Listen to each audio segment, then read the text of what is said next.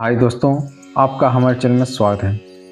दोस्तों, आज के वीडियो में हम जानेंगे कि भगवान श्री कृष्ण की नगरी द्वारिका कब, कैसे और किस तरह से समुद्र में विलीन हो जाती है। तो फिर चलिए दोस्तों, देर न करते हुए वीडियो को शुरू करते हैं। कृष्ण की नगरी द्वारिका महाभारत युद्ध के 36 वर्ष पश्चात समुद्र में डूब जाती है। द्वारिका के समुद्र में डूबने से पूर्व ही श्री कृष्ण सहित सारे जदुवंशी भी मारे जाते हैं।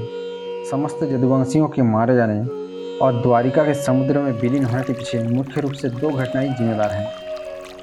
एक माता गांधारी द्वारा श्री कृष्ण को दिया गया श्राप और दूसरा ऋषियों द्वारा श्री कृष्ण पुत्र शाम को दिया गया श्राप। आइए वीडियो में जानते हैं।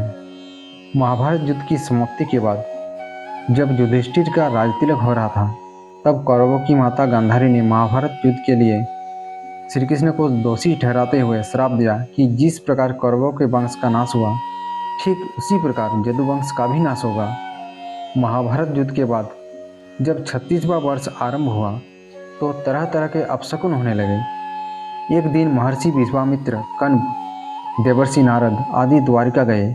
वहाँ जादव कुल के कुछ नवयुवकों ने उनके साथ परिहास करने का सोचा।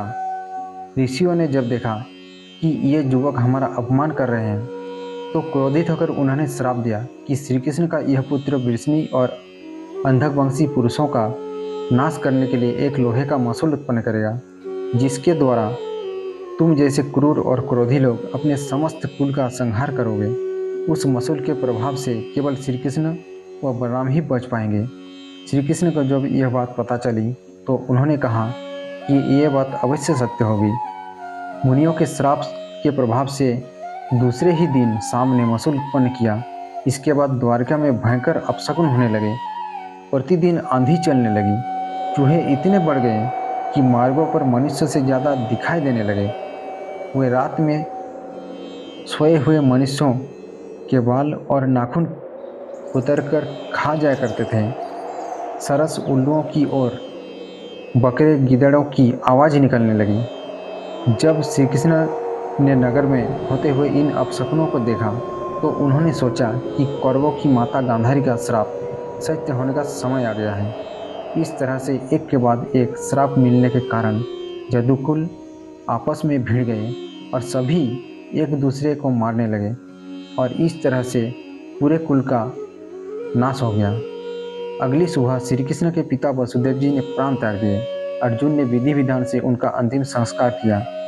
वसुदेव जी की पत्नी देवकी, भद्रा, रोहिणी व मदिरा भी चिता पर बैठकर सती हो गई।